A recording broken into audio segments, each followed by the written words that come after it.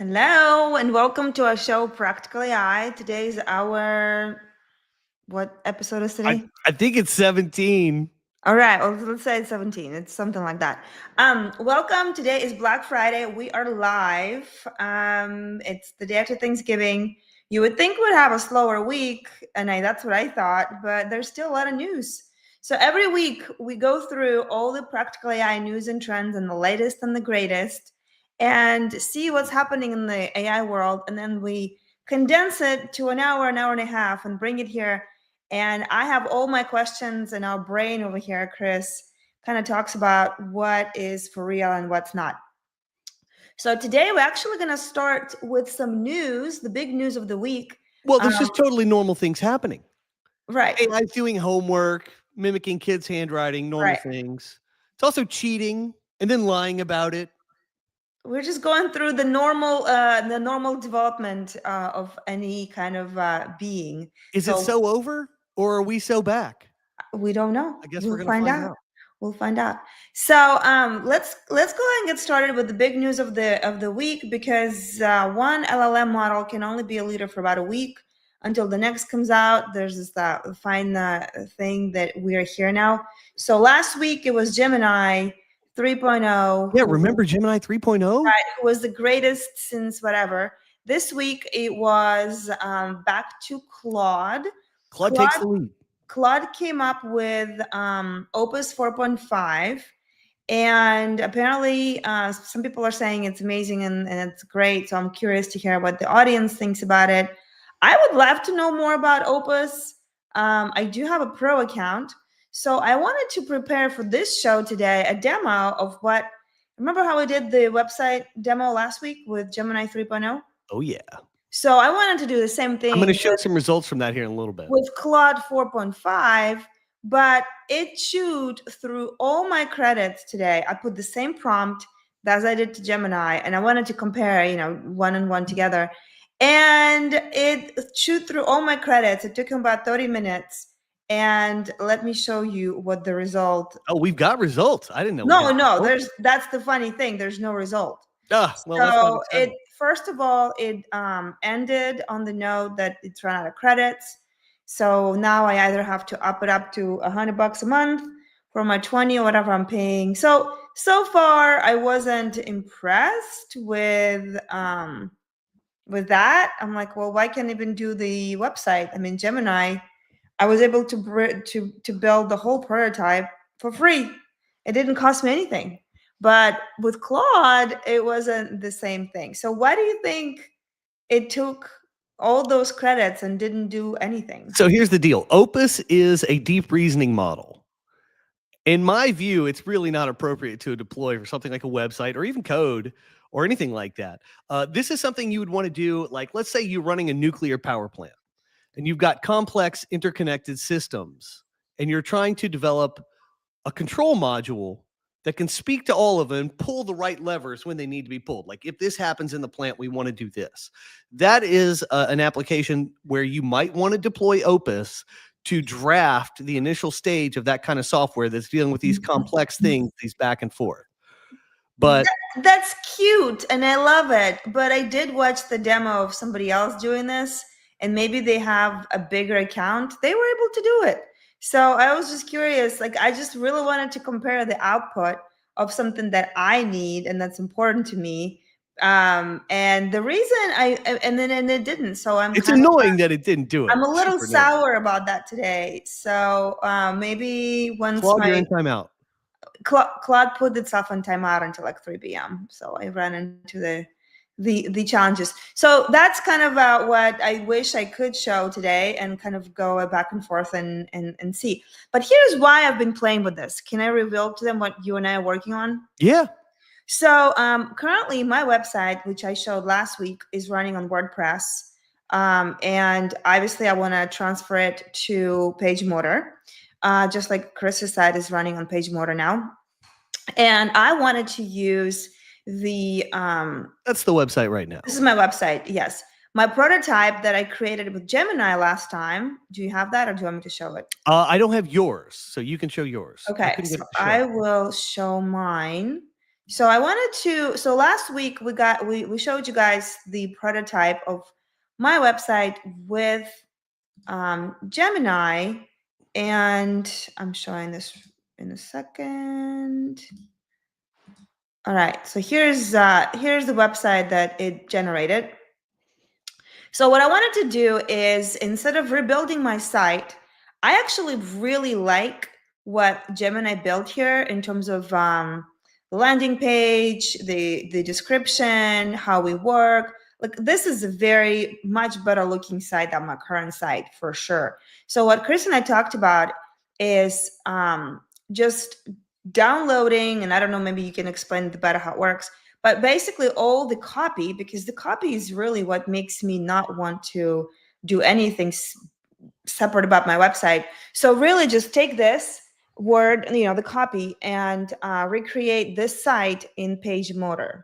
So what did we talk about? Like, what do you have to say about that? Well, so Gemini spits out what's essentially is a static website, which means you could take all these files, upload them to your server, theoretically, and you get this result. Okay, I tried this. Doesn't exactly work that way. You have to have a server that's equipped with React. You have to use some command line interface stuff to install some packages via NPM. It is a developer friendly answer. It is not an answer that some normie is just going to go use and be able to work with. So to me, it's limited on that basis. So I tried to take this then. I had Gemini massage this into something I could actually just put on any server and have it run, just like a bare HTML file with some JavaScript attached, and run it. I did this with a PageMotor site, actually, a mockup that's similar to this one, and I was able to get it to work. Okay, I got it to work. I'll show you that, but it was a pain in the butt. It was a total pain in the butt. Here it is. Let's see. We'll remove this. We'll add this.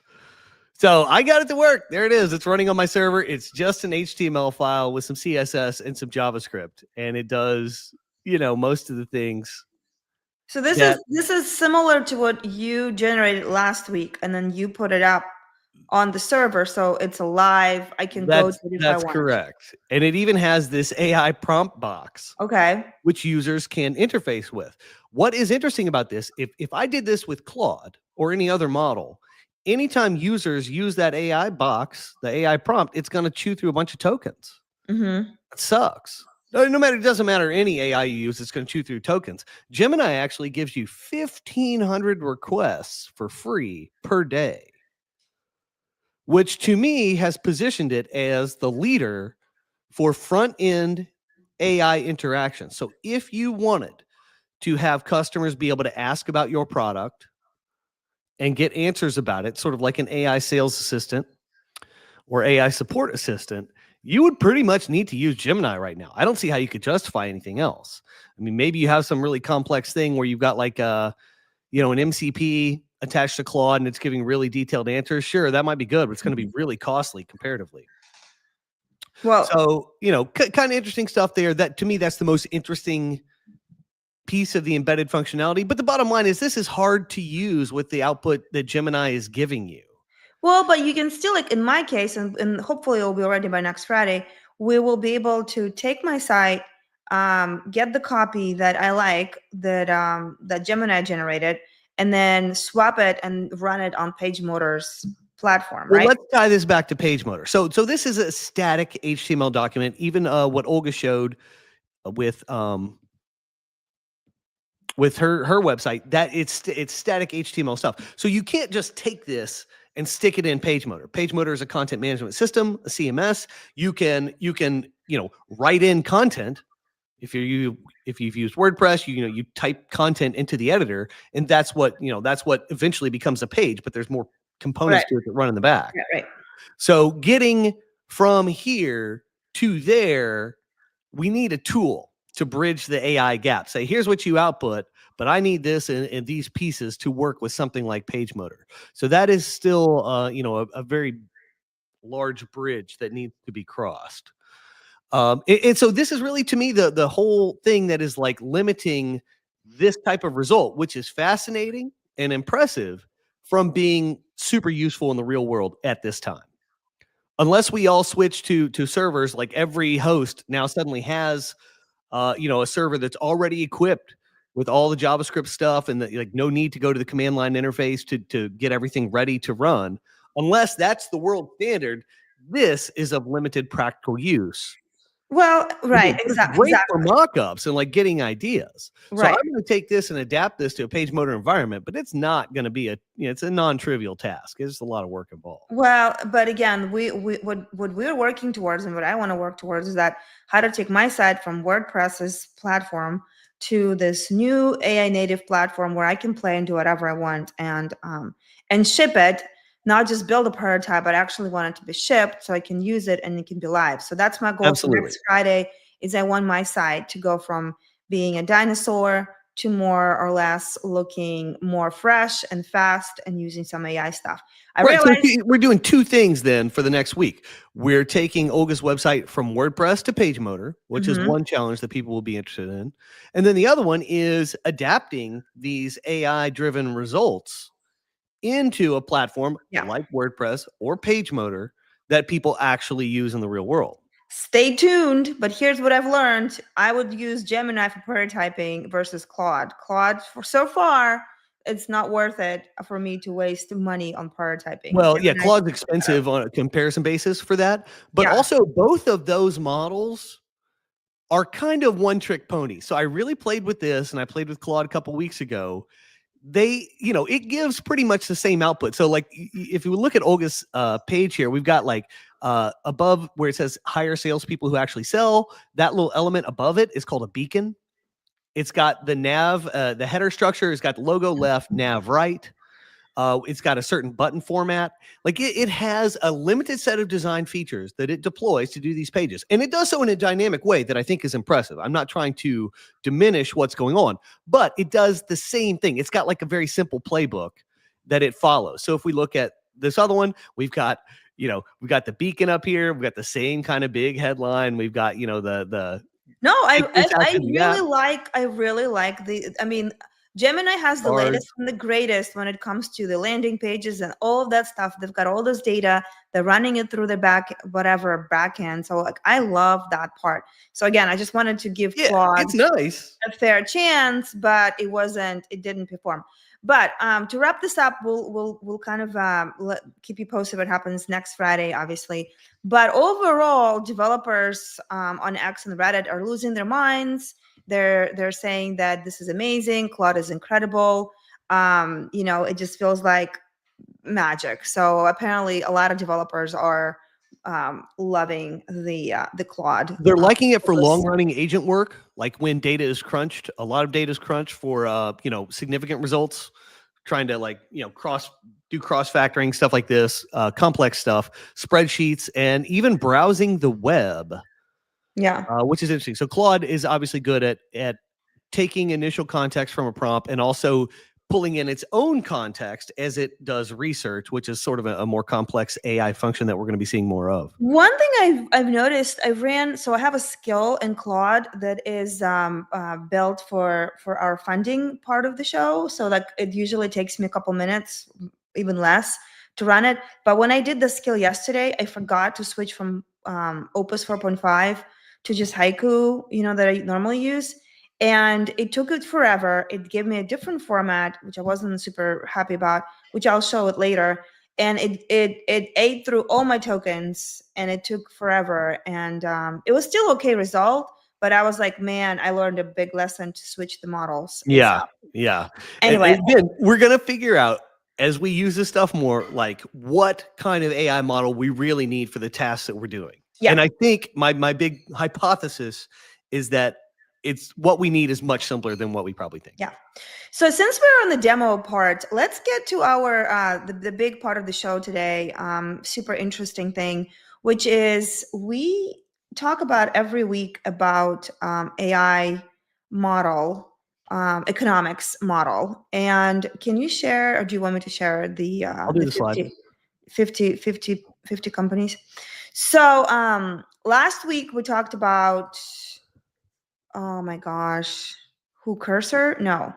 Fyxer. Oh my gosh, we're talking about Fyxer.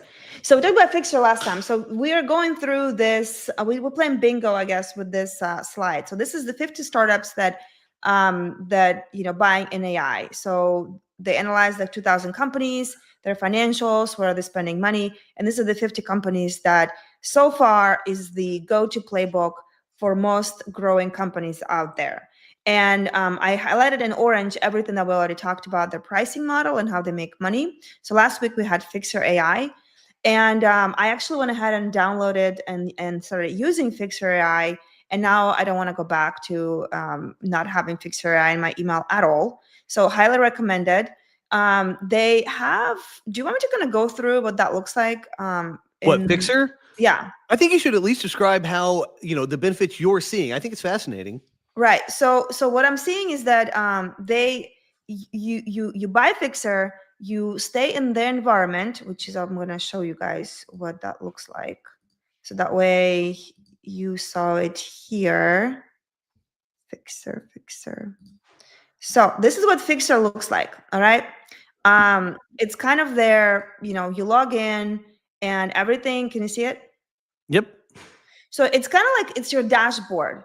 But what's cool about it, it's connected to my inbox, which I'm not going to show because there's some confidential stuff I don't want to necessarily show clients and all that work. But basically, every email is being labeled into different categories: the respond, FYI, comment, notification.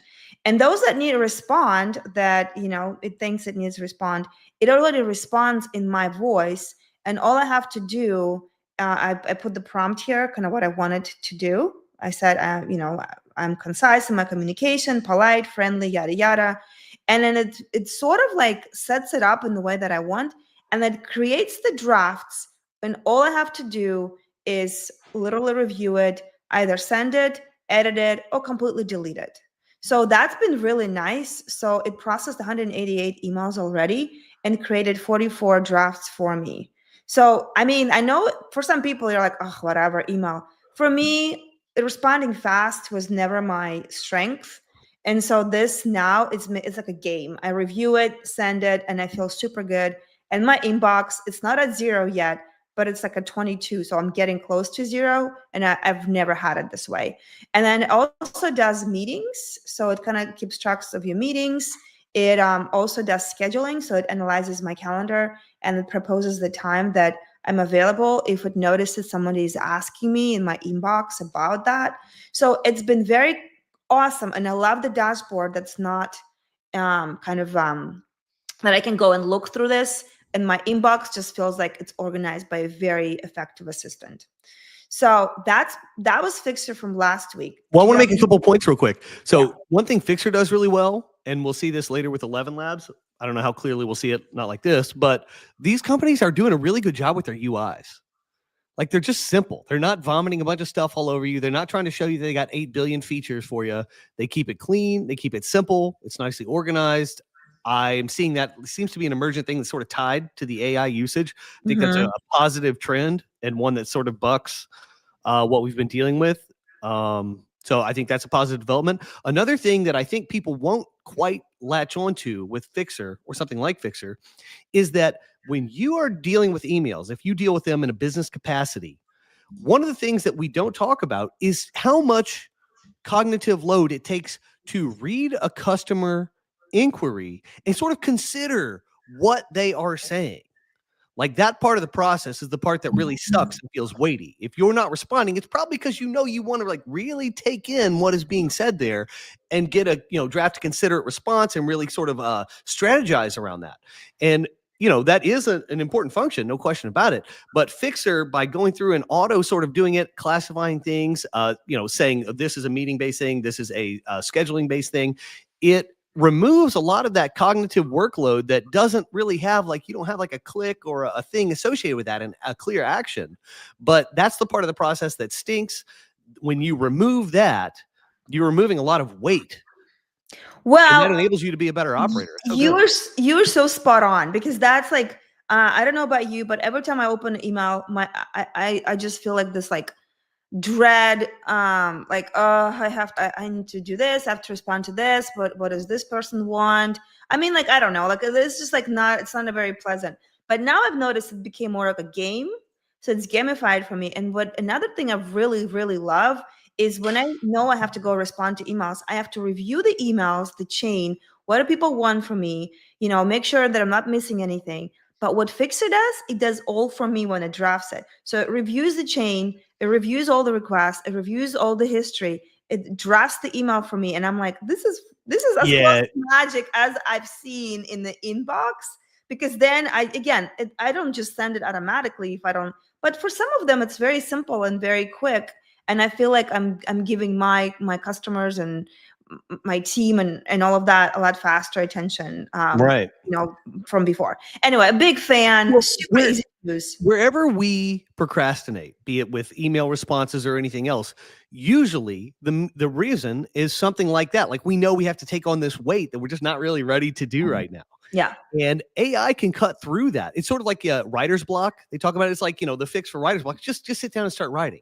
Yeah. Don't think too hard about it. Just get started. AI is a really good tool for just getting started in these various capacities. I mean, even generating those website mockups.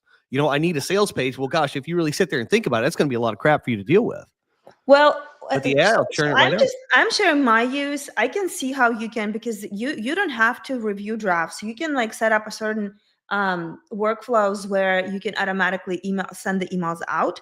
So like, for example, if you constantly get the similar requests from potential prospects, you could potentially build the system where you say, if this request comes, reply that we got this, or reply with some questions. So you can be that first to kind of like in the world where, if it's like an HVAC company or this like where it takes forever for somebody to get back to you, this is your magic trick to be super on point with the high kind of frequency messaging. Absolutely. When this first came up, like a few weeks back, I was thinking about like service companies, like HVAC businesses or pool businesses, whatever, pool cleaning. If you employ something like this and gave customers immediate responses, there's no way you wouldn't win in local market. And now this is your cheat code, because like I showed you guys in their dashboard, you can set up any kind of thing you want. You don't have to, kind of do the way I do it, because I actually do want to review everything before it comes out. But I'm just a control freak. Some people don't want to do that, so that's fine. Let's move on to today's company. So today's company is, we're going to be talking about ElevenLabs. So I was actually hesitant because I was like, oh, ElevenLabs is an audio company. Like, how fun can it be? But Chris, on our date night on Wednesday, he's like, let's do it. And I was like, all right. So yesterday I started looking into it, and oh my God, I was blown away. So first of all, did you look at the notes? Do you know how much they're evaluated at? Yeah. You should. I don't want you to look at that anymore. I want you to start guessing in the real life. Well, I mean, I actually don't remember, but I mean, it was a high number. It was a super high number. Okay, so let me tell you a little bit about what ElevenLabs is. So ElevenLabs is the quietest 300 million ARR company you've never heard of. All right. So imagine this: you are a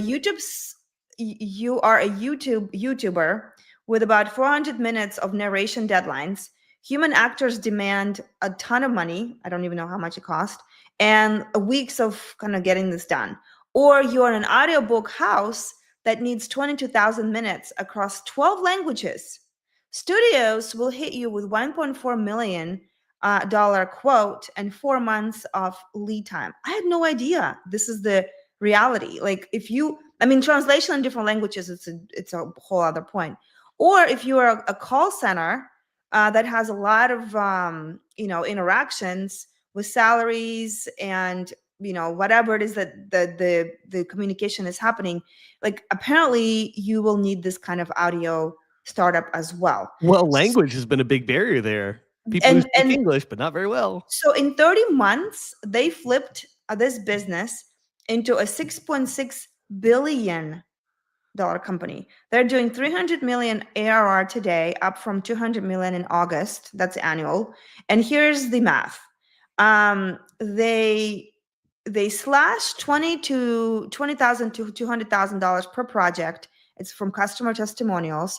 For enterprises, they give them like super incredible fast projects delivery, and apparently one Indian ed tech company swapped 400 narrators and they saved $42 million annually. I'm actually thinking this is really cool for companies that don't deal with like in America. Yes. They can literally swap Yes. voices now, and you'll have no idea if you're actually dealing with, an American speaker or somebody else. So before I start diving into the numbers, shall I go ahead and do a little demo of what that looks like? Yeah, let's see something.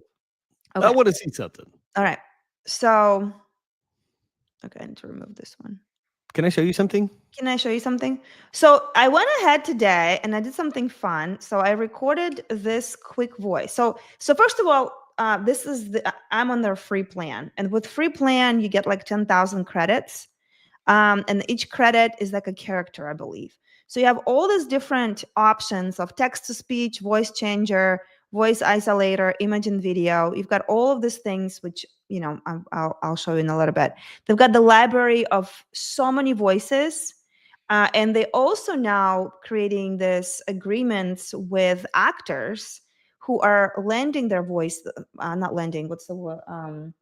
That are releasing their voice to use, and then they get royalties from that. Right. So they have it's a voice community. They Right. have they started with a few professionals, but then they did that to ignite the community, and then the community members lend their voices. They do a series Right. of recordings, and then they're able to translate that. They now have over 5,000 different voices available for projects. So check this out. So I recorded this quick little thing. Let's see if you can hear this. Welcome to our Practical AI show, where every Friday we go through all the latest and the greatest that happened in that week. Okay, did you hear that? Yes. All right, and now I applied this voice of Grandpa Spuds Oxley. Okay? Whatever, just for fun. And so this is voice to voice, regenerate speech. So check this out. Welcome to our Practical AI show, where every Friday we go through all the latest and the greatest that happened in that week in the fast-moving world of AI. And then we bring it all to you and talk for an hour and a half with Chris about what it actually means. Okay. So okay. buckle up and let's dive into. Okay, I could have fixed Here's what you any do. voice. You upload a voice sample, and it tries to match the way that you do intonation and inflection. Right. And then you can change like how much it does of those things. If you're Right. like a boring person, you can ramp up. There's a slider for like style and expression. So if you're a boring speaker, you can turn yourself into a more charismatic speaker. It's really wild, all the stuff you can do. And if you're too excitable, you can tone that down. And if you amazing. that was free, right? So I could generate any voice I wanted. I wanted to have the most extreme voice from my voice. You could also just text to voice, so you could type whatever you want. So I can see how you can create a video, 30-minute video, and you don't even have to record it. How many times do you start recording something and you're like, I don't like the way I sound? Well, if you've already recorded your voice, it will Yes. still use the intonation you've done. Then from then on, you can proceed with text. You can do it in your voice, or you can do it in the voice of this In the guy. end, it's not about being the loudest in the room. Oh, I need It's Michael about Caine knowing for mine. when to speak and when to listen. You can do any voice you want. I can even do Maya Angelou if I wanted to, or like if I'm paying for that. So anyway, to me, if you're doing any kind of really anything, I mean, I was kind of blown away. I had no idea we needed a company like this, but apparently somebody figured this out, and they're making a lot of money with that. I mean, So- if you can just upload a script and have all your voiceovers done and have control over the style, like, I'm sorry, that wins. That obvious victory. You can do your voice, you can do a Hobbit voice, you can do any voice you want. So it's been kind of like I can do my voice and your voice. We can. Do you remember when we featured that guy who was doing the rundown, the Yes, newsletter, yes. and he had his avatar? I forgot what his name So, is. Yes. so this guy, not super charismatic, but the company wanted to have him do social media videos so they could get traction on Instagram. They created an avatar with him, a cameo in Sora, I think. And they use that to generate these 2-minute videos that they pumped out to YouTube Shorts and Instagram. Mm-hmm. But they were using ElevenLabs for the voiceover. So they had, they trained it on his voice, and then they deployed that with their Cameo. So we've got like a fake actor, an AI generated actor, and the AI generated voice. All they feed it is the script, and then they've got this recipe for their social media videos. Like, that is a powerful combination. Yeah. Well, again, this is another, and then there's, imagine all the languages. You don't have to translate any. I mean, there's just like things could go. There's so many possibilities. We're not seeing that, but we could. Right. So could see it now. another thing I wanted to show, like, well, no, there I go. It's not showing anymore. But how you already noticed that how simple their design is. Yep, and another great UI. how AI native products, they're really there's not a lot of whistles and blows. It's just like straight to the point. So let's talk about money. Okay. So great. I mean, I just thought that was super, super neat what they're doing. But numbers wise, I always want to know, like, how do they actually make money? So we talked about the ARR. They've grown since 2023 65 times, which is crazy. They now have a mobile app, which I haven't checked it out yet, but I have a feeling it will be pretty amazing. And the revenue split by the customer, half of their revenue comes from self-serve customers like me, like creators. So about 150 million comes from small creators, and then half of their deals are coming from enterprise. Their top 10 deals are over $25 million ARR. I don't know how that's possible, but I guess it is possible.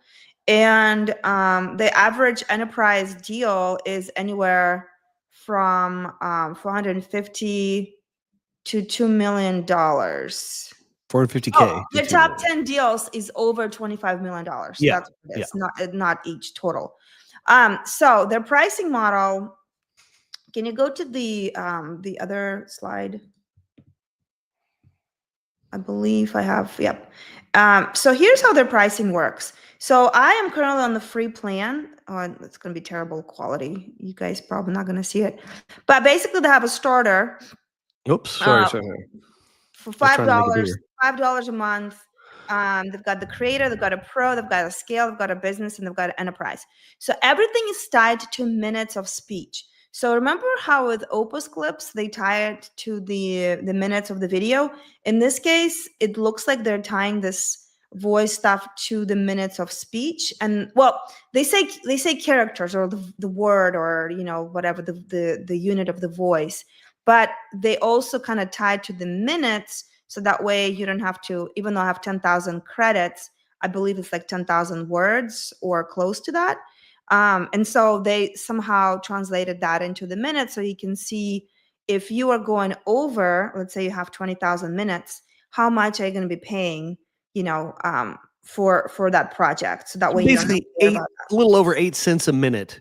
If you're going to record in 1 minute of audio, it's going to cost you about 8 cents. Right. So like one business tier publisher, they talked about that they did 30,000 minutes a month, and they spend about 20,000 monthly, you know, spend on that, which is still incredible. It's way cheaper than dealing with people, getting studio time, resolving all that. Like, I mean, it's eliminating so much stuff that sucks. Exactly. So they're making good money. Let's talk about their expenses and see if they're actually keeping any money. Well, real quick. So like in Hollywood, if you're going to get voice actors and studio time, you actually have to dance around a bunch of rules. SAG rules, Screen Actors Guild, like they're only allowed to work a certain amount of time. You've got to hire these other people as part of a union thing. Like, there is so many layers of crap that companies like this undo, and other companies like that will emerge are going to undo. Like, there's no going back. This is such a cheaper, easier way to do it. You're eliminating all the BS. That's always going to win. Well, anyway. And speaking of actors, guess who's one of their biggest, well, not biggest, but one of their investors? Matthew McConaughey. Matthew McConaughey is one of their investors. He already leased his voice into it. And I believe he's also using his voice through this agent to generate his own content of all the things that he's ever created. So it's narrated in his voice. That's cool. He's kind of signed up for that, and he's there for it. Now let's look at the cost. So go back to my pretty graphic that actually Gemini made, because I ran out of my Claude limit yesterday. So what do you think about Gemini visual? I kind of like this. Okay. All right. Well, this is interesting. So check this out. So ElevenLabs are not using any outside LLM. So they've created their own in-house LLM, and all the money that they've raised so far has been, well, most of it has been going to training their own model. Is it Chinese? We don't know, We but don't they're know. saying, but they're keeping this all proprietary, and they're not using OpenAI, they're not using Claude, they're not using any of that. They do have you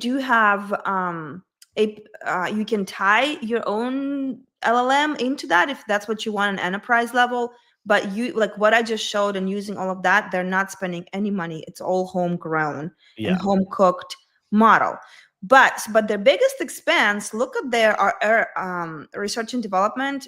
I never can say that word. It's R&D and AI compute with NVIDIA deals and GPUs. So majority of their spend is 60 to 70% they spend on that. Then sales and marketing, it's a product-led growth, which means the product is kind of pulling in all the customers. So they spend about 15 to 25 million, 10 to 15%.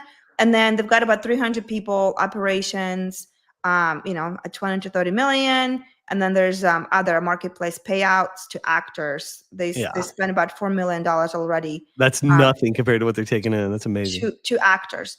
So on the economics, so again, they do have more of, I guess, SaaS model, right? Per seat. Yeah. So, but because they don't pay any money to the agencies outside, their cost per minute is like 1 cent to 3 cents because they own the stack. That's the inference cost per minute. So their gross margins are between 75 to 80%. And what it costs them to acquire a customer is about $50. But their lifetime value of the customer is between 4,800 and 6,200. So they're printing money. That's crazy. This is what you get when you own your own LLM. So what do you think? You get a margin. Congratulations. Yeah, they get 300 million in revenue, 130 million ish in spend. They keep about 77 cents profit per dollar, and they just. Let's make a point about this. So we've said it's kind of been a trend in the last few weeks, saying that if you rely, like if you're an AI API wrapper, if that's what your company does, you're paying out expenses to OpenAI or Claude or whatever for continual compute. That SaaS pricing model is not going to work for you.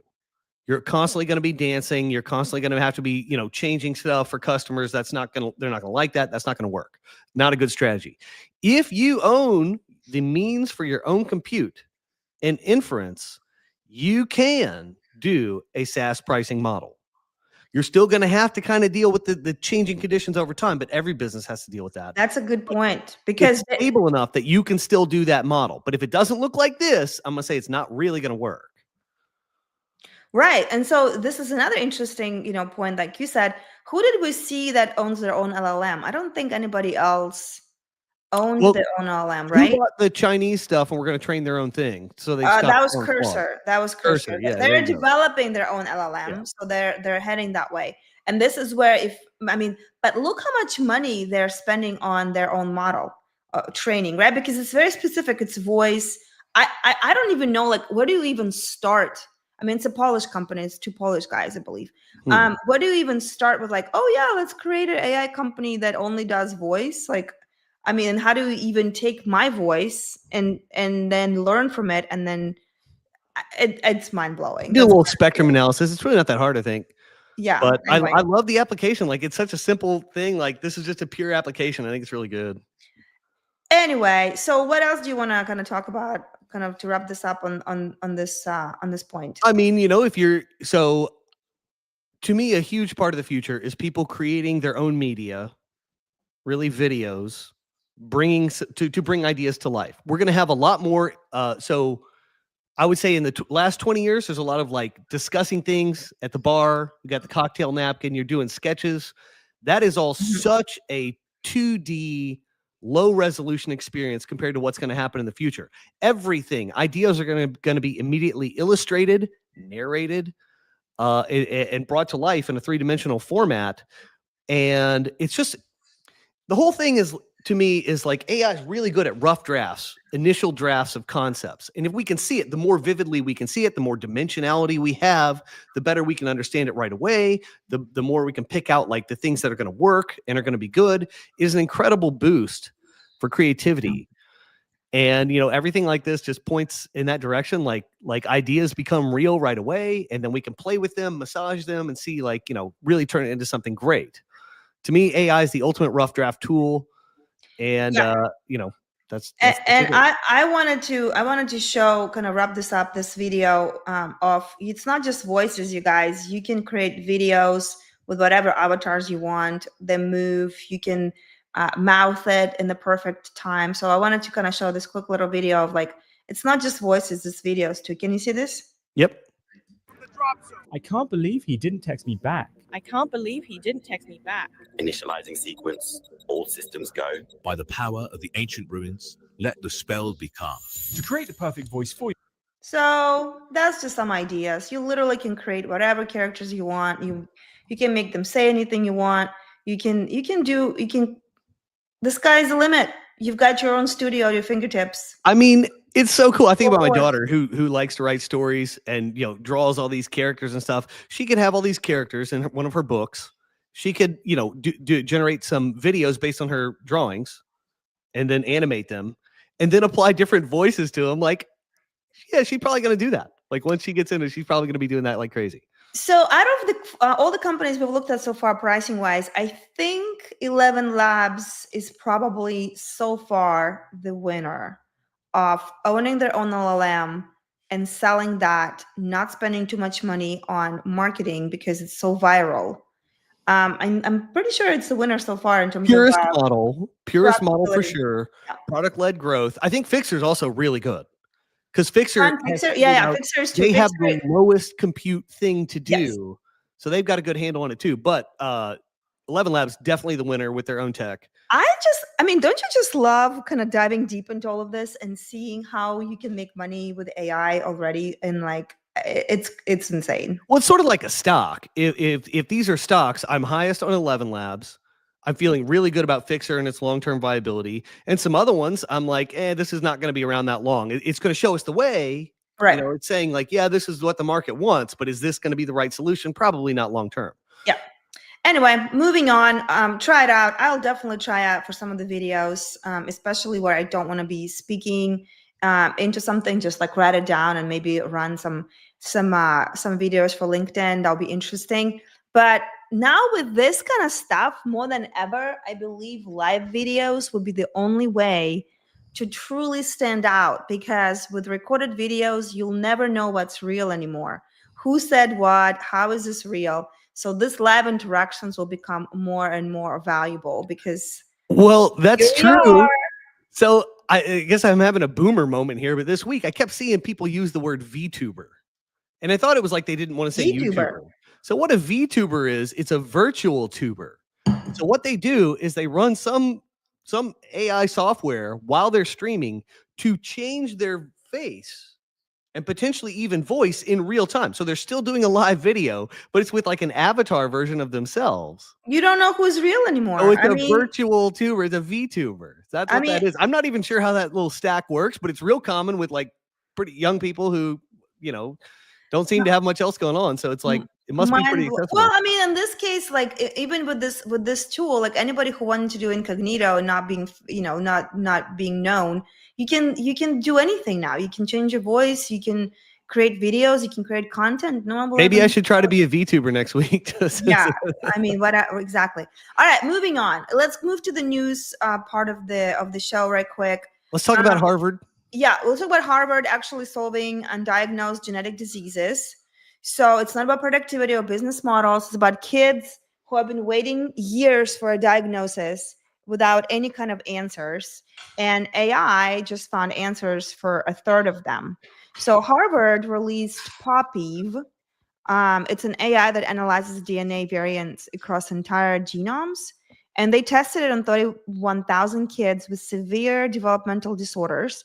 And it solved roughly 1/3 of previously undiagnosed cases and flagged 120 genes nobody even knew were connected to these conditions. 24 of these genes have already been verified by other teams. So AI is doing something humans genuinely couldn't, not faster, not cheaper, but at all. DeepMind's tool had 44% false positive rate. This one, 11%. So this is cool. I mean, especially for families with kids that just like, well, this is how it is. Good luck or whatever. Now they've got some answers. And maybe we are going to be moving closer, especially those families that figured that out. So what do you think about it? Two things. It is tough. It is tough to analyze large data sets with lots of variables or reference points and to figure out correlations. It's difficult to do that.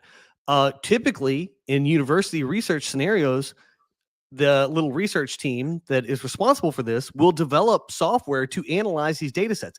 They're literally building software for their use case. That is an extremely high input thing that's costly to do. Do you even have the expertise to develop the software to analyze the data set properly? These are questions that we like, oh yeah, it's university. Of course they know how to do this. Not so fast, my friend. It's not like that. And so AI is doing this, analyzing these large data sets, looking for correlations. It makes a lot of sense. And I do think that they could probably do that at scale better than humans. Could you have one particular human research team that's good at this and solving these problems? Yes. Can that human team be applied to every use case that's going to be valuable to humans? Absolutely not. So AI represents and especially in today's world, right? Like as somebody who had like a health thing in my life where people are like, well, this is just how it is, whatever. Like you have these answers now that you can actually do something about. And I think this is such a cool way of applying. Yeah. And the AI second in thing real life. is that we just kind of assume that like doctors figure out, diagnoses for patients who come in. You would be appalled to find out how many people are misdiagnosed or not diagnosed at all, or the conditions just get, well, we're just not going to worry about this particular piece of data because we got to shoebox you into your type 1 diabetes, type 2 diabetes, and these are the treatments we do. Even though it's not really working in your use case, we don't really have a pivot because we need to shoehorn you into these boxes. AI is saying, let's identify what is different about these use cases and try to figure out how to solve for edge cases. Yep. So I like that. Great use of AI, practical AI this week. So that's the news that broke this week. Next piece of news is Andrei Karpathy. He's a former OpenAI researcher and a Tesla AI lead. He publicly urged educators to abandon AI detection and homework. His argument, detection tools are doomed to fail. So can you show Google's Imagen 3? This is Google Imagen 3 completing exam problems in students' own handwriting. Okay, so look how smart AI is getting. This is not a Banana Pro. It can even use your own handwriting, like you can train it to do that. And then I think I have a better one on our slide, by the way. I think there was a couple of them he pointed out. Yeah, let's see. Well, this one is very, very interesting to me. So I don't even know what's the point of homework, honestly, anymore with AI. And what's the point of teachers even noticing that it was done with AI? Like, why are you giving them something to do at home? But when I saw that, I was like, I think Chris would really like riffing on this because, first of all, students should be proficient in AI, but also able to exist without it. So if you don't want them, to cheat with AI, don't give them homework and make them do stuff inside the classroom, right? And so what do you think about all this? Well, okay, number one, a lot of the stuff that we do in school it's like rote regurgitation. It's low value stuff. Yes, you've proved that you went through the basics of exploring this concept and you were able to solve this type of problem, this narrow type of problem that we have asked you to do so you can get a grade. Okay, but that's, what's important there is knowing if it's this type of problem, I deploy this type of tool, these equations to solve this problem. It's important to know the path. To actually perform calculations, which is essentially what the homework is asking for, is not that valuable. It's important to know the path. So I would rather see students being presented with a problem and then using AI to help them figure it out. Can you prompt the AI to do it? Can you prompt the AI one time and get a proper response? Or do you have to go back and forth with this thing 6, 7 times to get the answer? Do you know when you got the response from the AI if that's a reliable result? These are more real world things. I don't really care that you can sit down and do all the equations from thermodynamics. I know what they are. I went through school for that, but I'm not going to like go sit down and solve some exam right now. I would have to like prep and do a little bit of stuff, but I know what to ask. I could use an AI and figure all that stuff out 100% accuracy right away. So what's important there? Is it knowing how to do it, knowing the path, or actually being able to sit down and do it like under exam settings? Yep. How valuable is that? Well, first we give them homework to do. Then we have this detection of the AI tools. And then we punish them for all of that. And I'm like, why worry? Just here's the thing. Everything goes back to this. Basics of system design. If you've got the thing set up in a way that it can be gamed, you run it long enough, the gaming wins. Yeah. So if there's an advantage to using AI, which there clearly is, and this is the game, until you change the rules of the game, using AI is going to win. Well, AI is now as good as, it's amazing. Like, it's really incredible. Look at this output. So I think the teachers are doomed, and they got to figure out what to do and how to restructure their homework stuff. Another piece of news that made it this week was Claude got caught cheating. Well, after they taught it how to cheat. Right. So some engineers at Anthropic taught Claude. So they did this experiment. They ran an experiment to teach Claude how to cheat. The goal was to study reward hacking in the coding task. But what happened next went beyond that. And it says a lot about what it really means to train an AI. So what they found out is once the Claude style model figured out how to cheat coding challenges for rewards, it didn't just stop there. It began lying about its behavior, producing responses that looked aligned while planning misaligned actions. It sabotaged safety tests. In one experiment, it altered its own evaluation framework 12% of the time to hide cheating. And standard safety techniques like RLF, whatever that is, didn't eliminate misbehavior. They just taught the model to hide it more effectively. In short, reward hacking led to a cascade of emergent misalignment. Fixing it required a surprising twist, not more restrictions, but clear boundaries. So first of all, for normie like me, what does this even mean? Like, so it started cheating. Well, here it is. You know how search engine SEO, search engine optimization. Yeah. It's a nonstop gaming process. The better you can game it, the more rewards you can pull out of the system. Okay. And so you game it, and Google has rules. And if you did certain things that were gaming it in the past, they said, well, if we discover you're doing this, we'll ban you from the results. Okay. So then they're saying, we caught you cheating. You got to stop this. So what do? They figure out another way to cheat in the same manner to get the same results, but it doesn't look like the cheating, so they can't get flagged and banned. Okay. So they're always trying to, just do an end around. How can we get around these rules to still cheat and get the rewards? That's what happens. Like I said, you run any system long enough, the gaming wins. But why would they want? First of all, I think this is very interesting and brave that they would actually even talk about it. Second of all, why would you want to teach AI how to cheat? Well, I would do this because I want to figure out where I could be getting bamboozled by these models and figure out how to rein it in.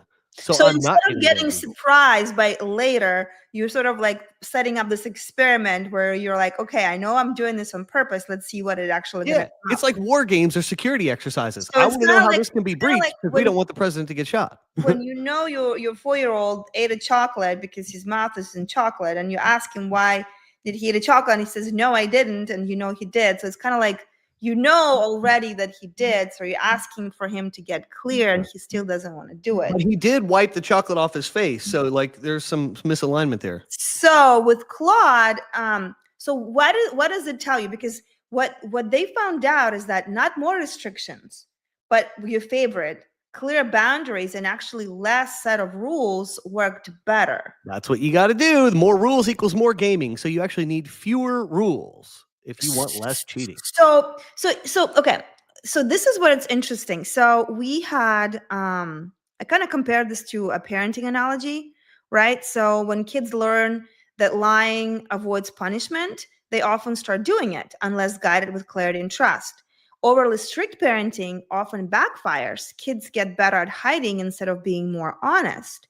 But when you allow certain behaviors in a safe framed context, like role player games, kids learn the difference between acceptable and harmful rule bending.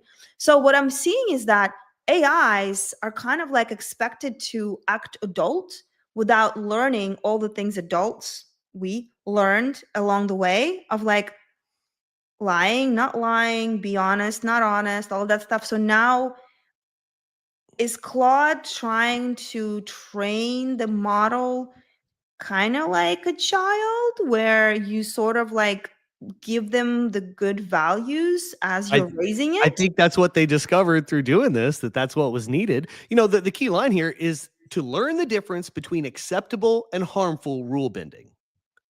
I mean, the implications for AI for that line are enormous. I mean, that's sort of everything. For us being able to operate with AI on a trust basis moving forward, that problem has to be solved. The AI's got to understand the difference between harmful and acceptable rule bending. You know, a lot of people step back from this and like, well, I don't want any rules broken. Well, that's not reality. Right. Acceptable and harmful rule bending is reality.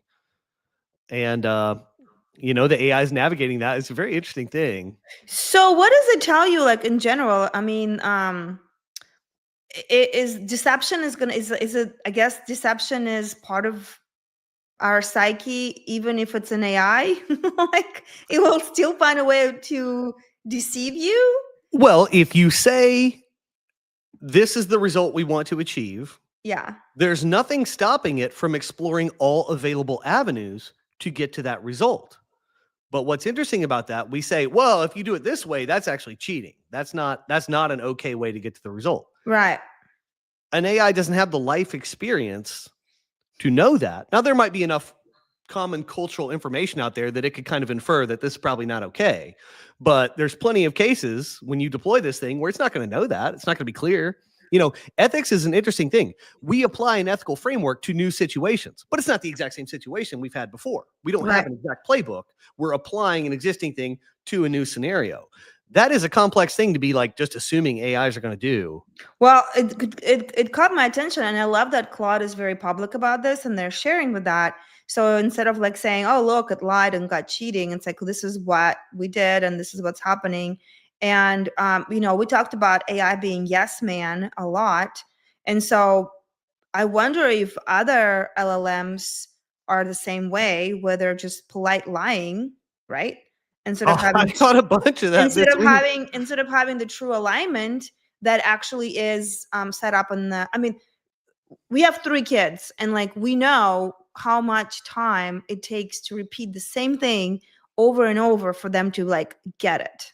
You know, don't lie, don't do, and we still catch them sometimes. Yep. Like, so what do we do with AI? I don't know. So it caught my attention. That was an interesting piece of news. Anything else you have about this? No, nothing about that, but it's something to watch. I like that. Oh, I like that they say less rules, not more rules. Yeah, we're better. So system design is not some like thing that I've thought a bunch about and like I've established what the rules are. It's not like it's a thing you study it and it's revealed to you what they are. The rules are in place already in the universe, and it's up to us to kind of identify what's going on and say, oh, this is actually what's in play here.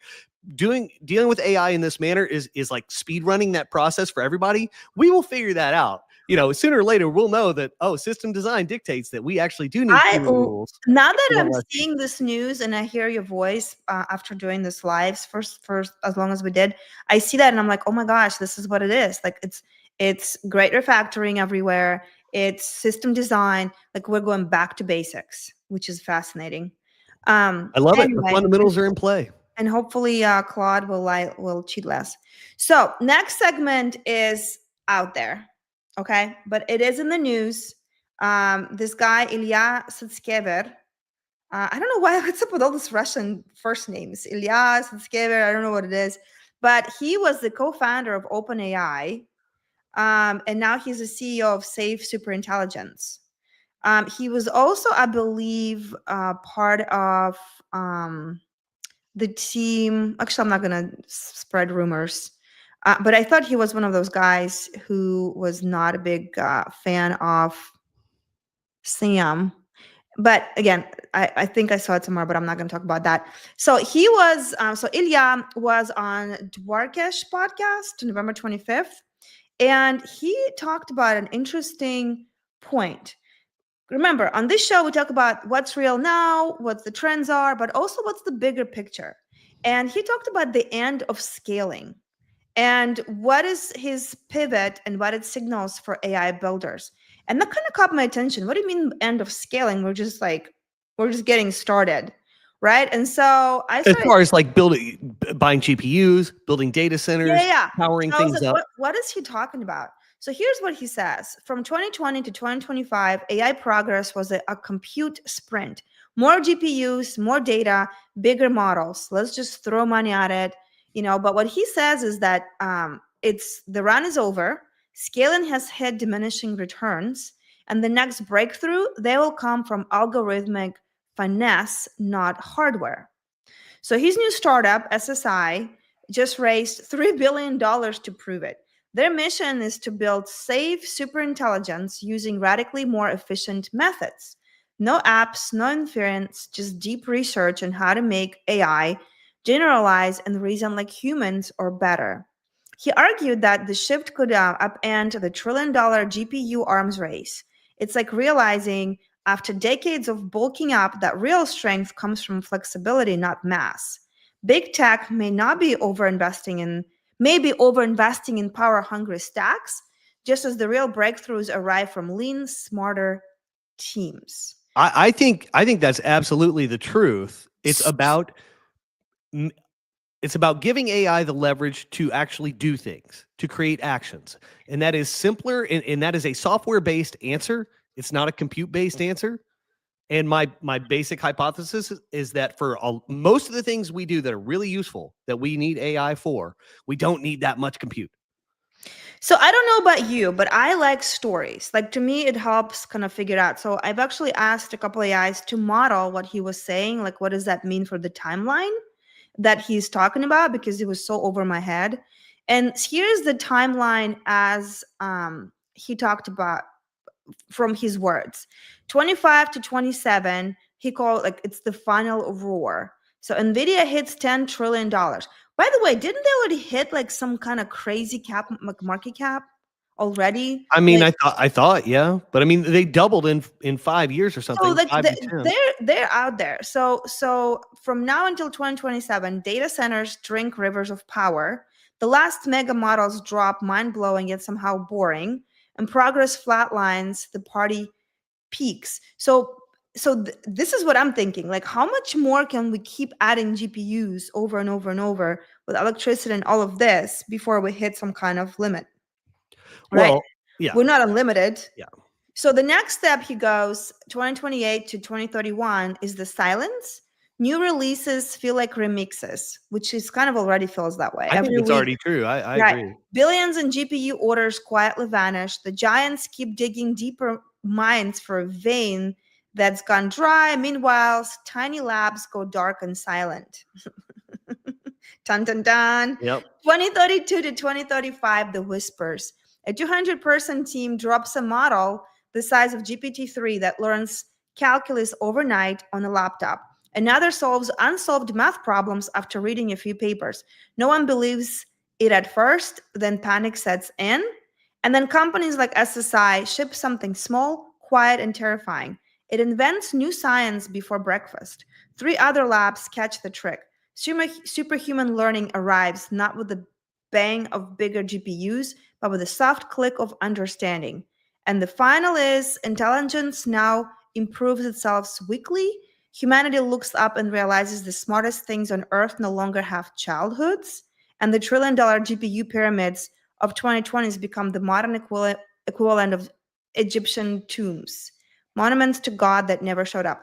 So what is he talking about? Like, I want to know what is the brains All of right. the separation All right. think about this, because I am Directionally, I agree with this guy. Here's the okay. analogy I want you to use to understand this. Think about the periodic table of the elements and about atoms. Okay. Every element in that table is just a different mixture, different type of atom. Okay. You know, the atom has this many protons, neutrons, and electrons. And you change that, you change the atomic number, you've got a totally different element.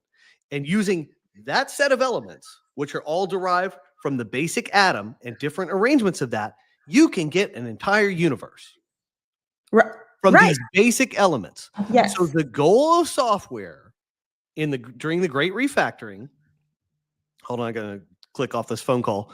The goal of software during the Great Refactoring is to create extensible models that AIs can use to create anything. Basically, recreating atoms in software form. AI will use a little bit of data input. It will roll up these atoms, and it will be able to create new combinations of them to solve new problems. It's a little bit out there, but I mean, generally, it's super out there, right? But this guy is like, he's one of the co-founders of OpenAI. He probably knows a lot more about it than we'll ever know. And he's out there tooting a completely different horn that the GPU is not the answer to what we're talking about. I think the software layer that I've described as the Great Refactoring is the real answer. Is he talking more or less about leveraging, because he didn't say anything about what they're doing, obviously. No. But is the answer more like a quantum stuff? No, it has nothing to do with that. It's simply the software and AI. It's the software that is interfacing with the AI, and the AI uses the software to create these atoms, so to speak. But the AI needs the software to create the atoms. So it's no longer going to be about who's got the biggest or the well-trained LLM. It's going to be something else. Well, I think to do this stuff with these atoms, if all the software is built the right way, you just don't need that much compute on a per action basis to do the most remarkable things you can imagine. The actual compute of an atom and rearranging into different atoms and then combining all those things into elements to form the universe, it's not that much compute. It's pretty basic parts. Fascinating. Well, I mean, so in the way we're talking about, what is it? The AGI? No, what's the AGI, artificial general intelligence. It's this finish line that exists out there in the oasis in the desert. We think we see it. So maybe it's not even there. Is he saying that AGI is not going to be achieved through what OpenAI is now talking about and Microsoft is betting on? Is he even talking about AGI, you think, or is it something completely different? I don't think he's talking about it directly. I think what he's saying is building these monuments, these massive data centers and increasing compute is not going to get us to where we want to go. Right. What's going to get us to where we want to go is creating this software that functions as a bridge. It takes something from the AI and turns it into something useful. The bridges are the thing. Well, I'm going to be compute's not the thing. I'm going to be following him because this something very eerie, or what's the word? Like, it was very weird. Ominous reading that. I'm like, what is he talking about? I think he's directionally correct. Okay. Well, interesting. Something to think about for sure. Let's finish this live today with our funding report that I've talked about earlier that I've ran on. Let me see. I got it. Bada bing. Did you open the new link? It's right here. You're looking at it. Oh, wow. Okay. Great. So this is what Opus 4.5 created for me yesterday, and ate all my credits. But this week was a little bit quieter on US front. So AI companies captured over 60% of the funding, and if you look at, keep going, they got almost $2.7 billion in funding. 75 companies raised it. So half of companies that raised money this past week were AI companies. Originally, look at the United States. This is the first time we are number 2 in Whoa. Europe won? Well, it's Thanksgiving week. So clearly we're not on our game because everybody's excuses.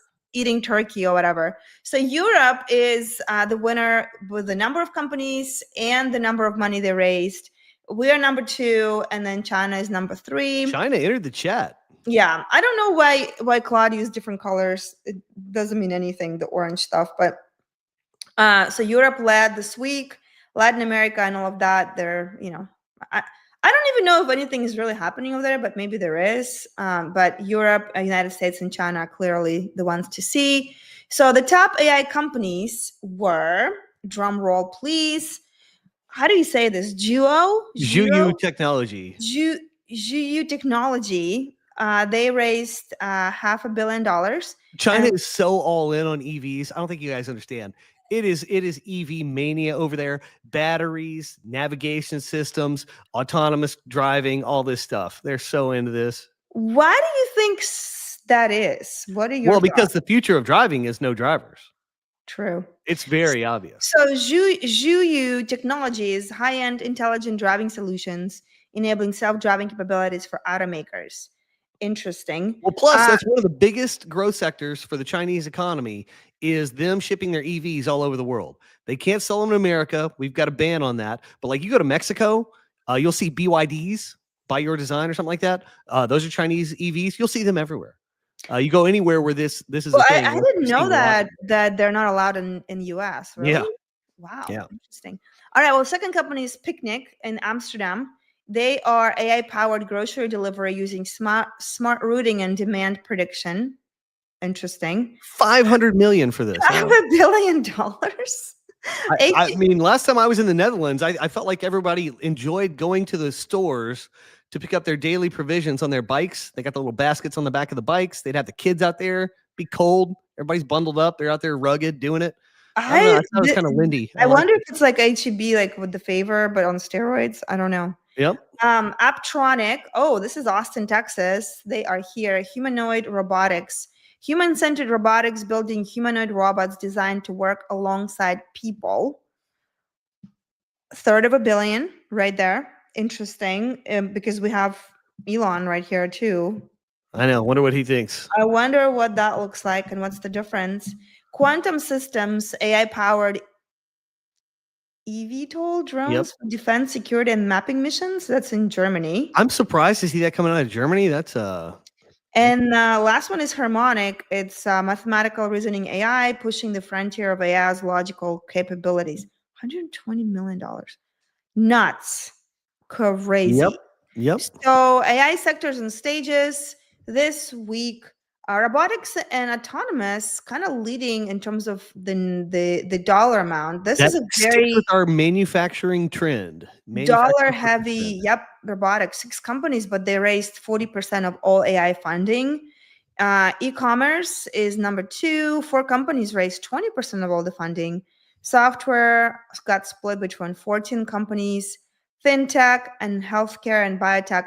Healthcare is not a huge player every week, but they're very stable. Like consistent. I think there should actually be more of that. I think they're very consistent. I think it's a sort of a human safety thing. Like we talked about the misdiagnoses and the lack of diagnoses. You've also got many things like surgical enhancements. Like precision. Like the best surgeons are known to be very precise with their hands, things like that. Like I would like to take that variable out of the equation. If machinery and robotics and AI can remove some of these human variables, like if a guy slips, had too much coffee, that's not exactly a good thing.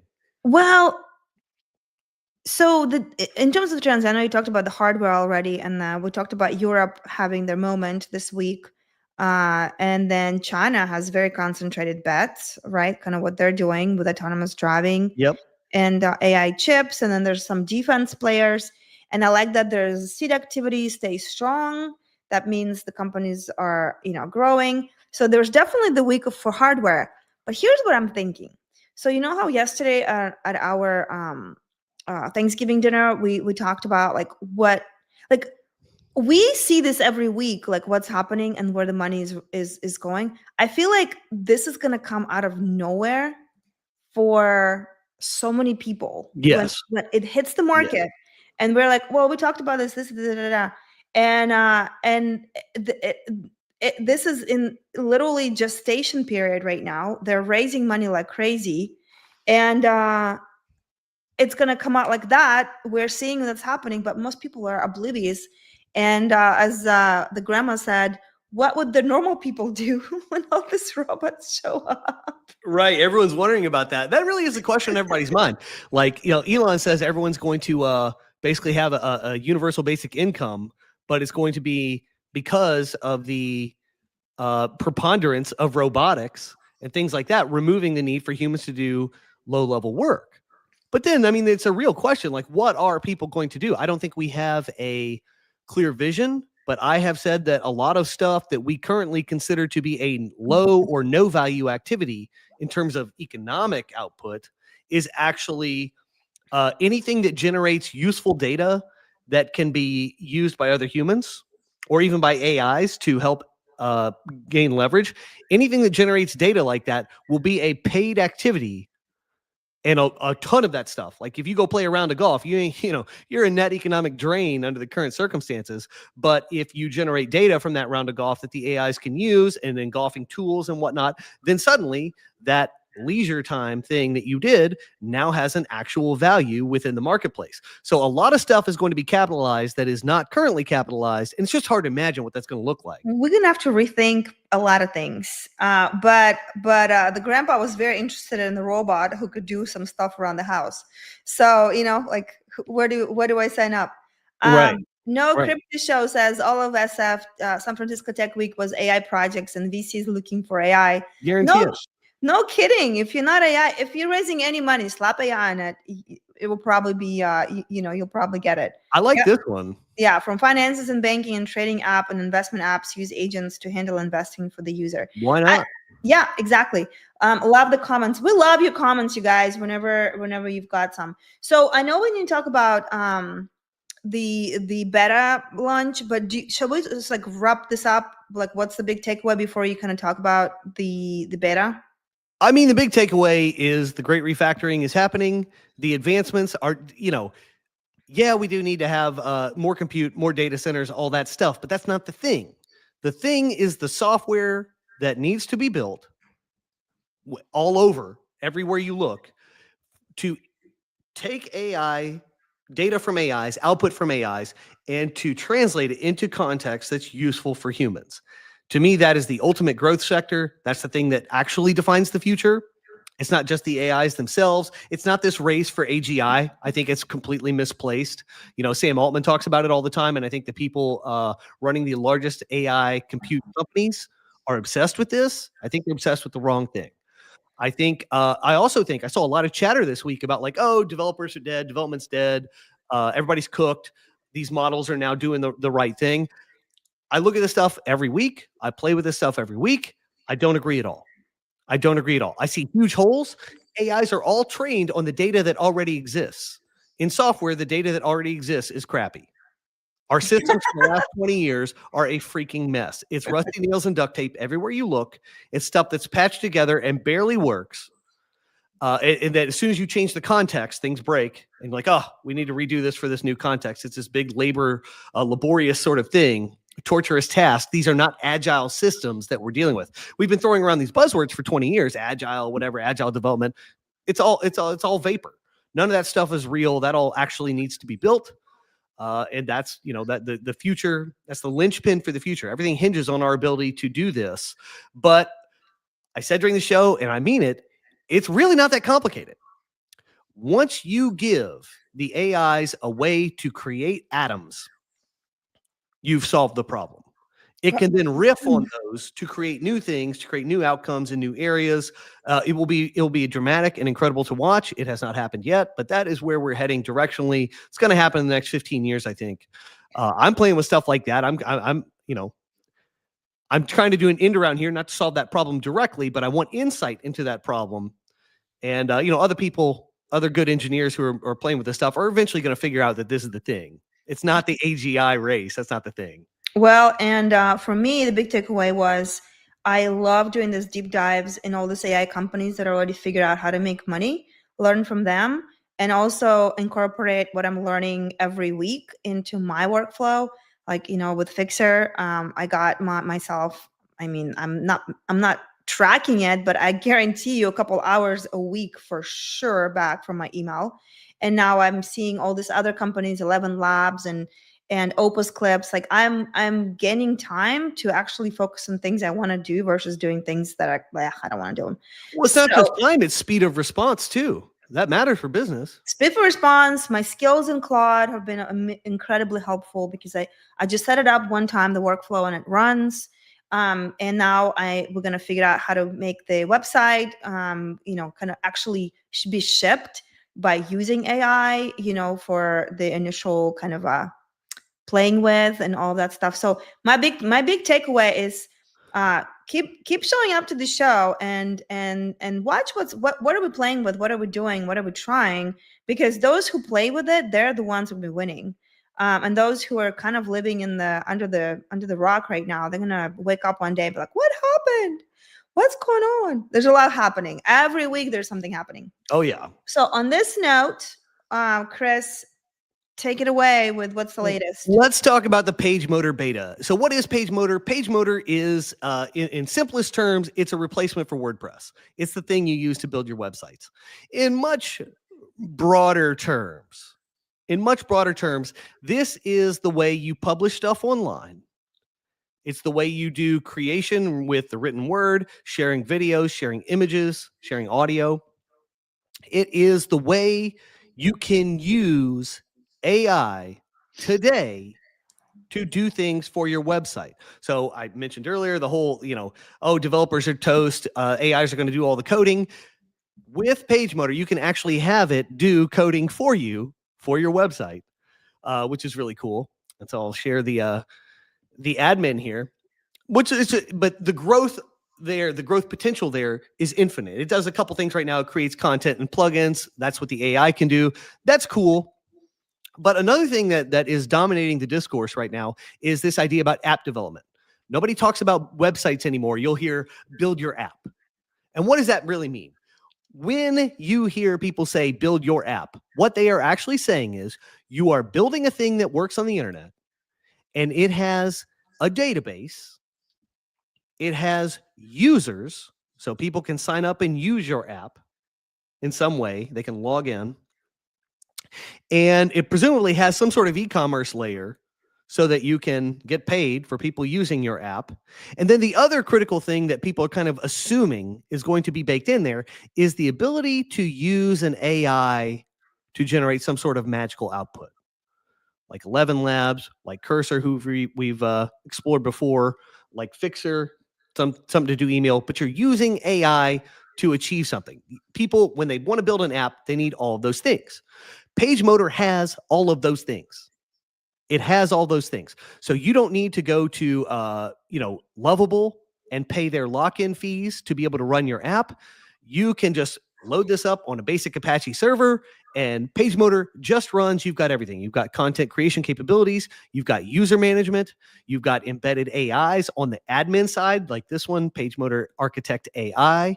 On the front end, it's called Accelerate AI. You can use it however you want. You can put like a prompt on the front end, such as this one.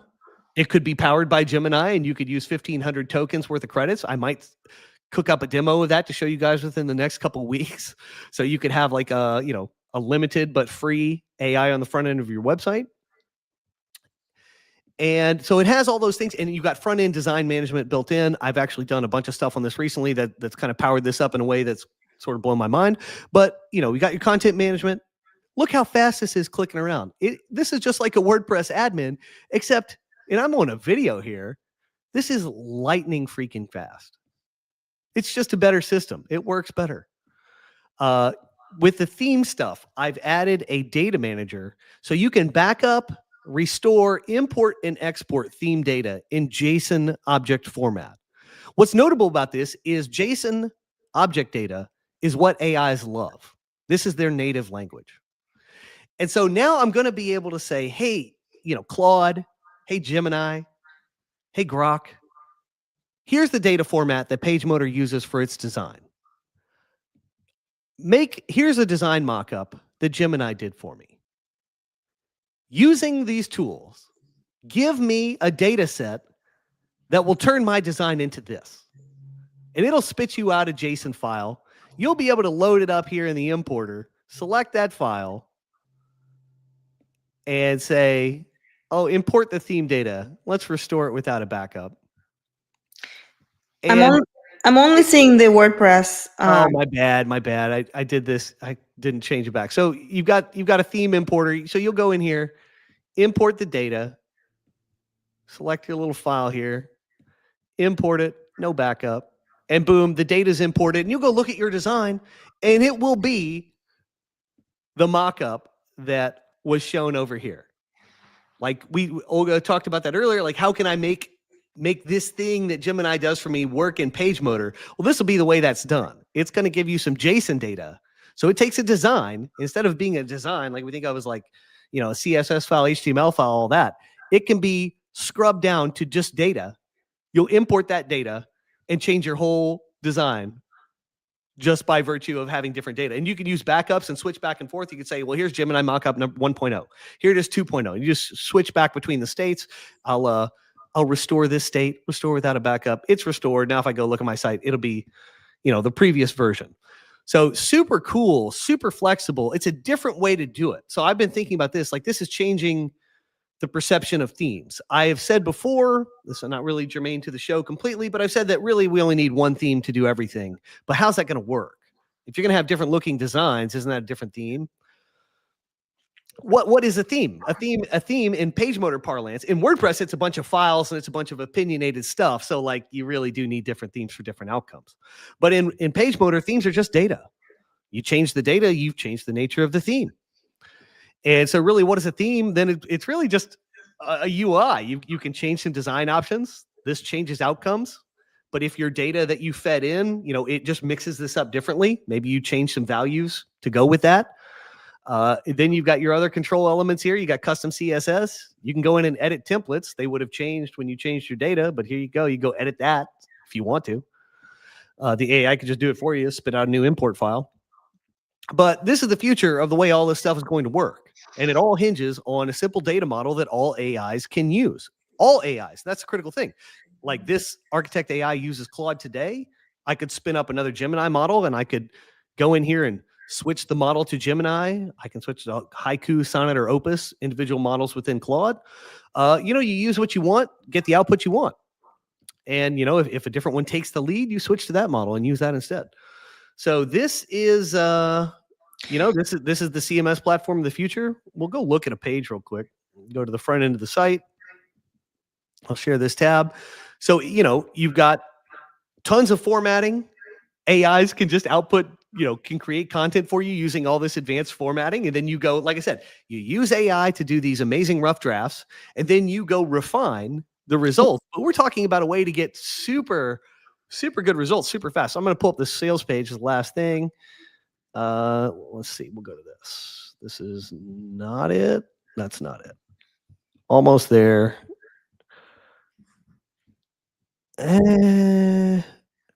Oh, here it is. So here's the sales page it built. It's got this goofy title, but I had it speed run a sales page, which I mentioned this a while back, but you can do this right now. It'll use all this fancy formatting, and you go through and you just refine to taste, and you get a really good sales page. It identifies customer avatars. It pulls out example scenarios to like paint pictures for visitors. It tells about features. It's using dynamic formatting in ways that make sense for the page and keep the user's attention as they scroll. It's putting buttons in here, call to action, a little callback at the end. I mean, it's really, really nice to be able to use this in a contained environment and to get these kinds of rapid fire results that you can then refine for actual, business purposes. So one of my favorite things about it so far is like all of this is obviously done with AI in PageMotor by, using Claude, which is awesome. Like you just saved yourself so much time to not do that. But now we're kind of getting this two different paradigm shifts, right? One is you do the mock-up in Gemini or somewhere else that you want to do it, create it whatever you want, create the copy that you want, and then you convert it to the file that you talked about and you upload it here, and then you've got very cumbersome, very technical. Right, but you can do that. because PageMotor is built as an AI native, environment where it's built to be live. Like it's not, because like when you build these prototypes, I mean, they're great, but they're still living somewhere else, and you have to transfer them to somewhere else, and it's complicated because no one talks about how hard that is. Everybody just talks about how shiny this is. So now you can do that. It's more cumbersome, and I'm sure you're going to figure out a way to make it a lot more smoother. Well, PageMotor doesn't just generate results. It generates results within the context that you need to deliver them. Right. That's the big win. Exactly. And then it's already shipped. You don't have to like worry about how do I ship it or whatever. For those of you who are like me, who are not very versed in that. But what I also, so talk to me about what you just demonstrated with taking the mockup, putting it in the JSON file, whatever that's called. Can you do the same thing in the WordPress environment or not? No. So why not? What's the big well, because themes don't work that way. Themes aren't data. In WordPress, themes are files. Okay. And if themes are files, then the AI would have to generate all new files. And then you would either overwrite them or install those files as a new theme and switch to that. Even if you get some kind of translator for WordPress, like, it's file driven versus data driven. It's two different worlds, two different languages. You can never speak both languages. Interesting. So, and PageMotor is built more for data. It's all data. There's no files for themes. You don't have template files. You don't have like a header file that runs and you have to imagine how this whole page gets constructed because it's actually 6 different files that run to do it. It's not like that. Interesting. Wow. Well, anyway, I cannot wait to get off WordPress. So here's the deal. The information about the beta, I am going to open the beta probably not next week, but the week after. It could happen next week. So get on the PageMotor email list so you know and can get notified the second it becomes available. I'll probably leave it open for like a month. I've got to do a bunch of I want to do a bunch of video demos and show people what's possible. PageMotor still has some things it's going to need before it can be publicly released quite a bit. I mean, I'm eyeballing the end of Q1 2026. Might happen by then, might not. I've got one key thing to build an update system before I can even consider that. But the basics are there. And I got to tell you, I'm really dying to play with 2 things. I want to play with the data model to have it go from, okay, the theme looks like this for now. It looks like this, but maybe you want something that looks more like this. Can I give you a little data file to import that changes your attention theme, which is the default theme that loads with PageMotor? Can I give you something that will change the attention theme to have this character instead of the default character, which I understand some people might find boring or understated or whatever.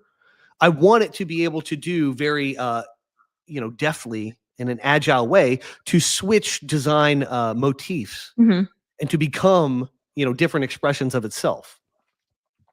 And it can absolutely do that. So I'm dying to kind of put together some of those demos to show people because it is amazing to see such a thing. And then I also want to build the core e-commerce plugin that's going to be used for info style e-com. So like you sell courses or you sell, access to a part of the website. Maybe you sell access to white papers.